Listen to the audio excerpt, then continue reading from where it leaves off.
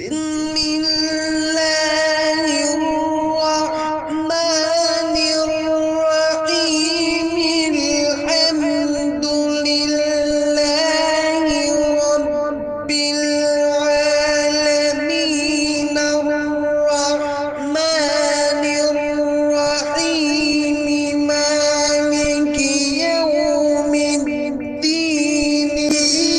إياك نعبد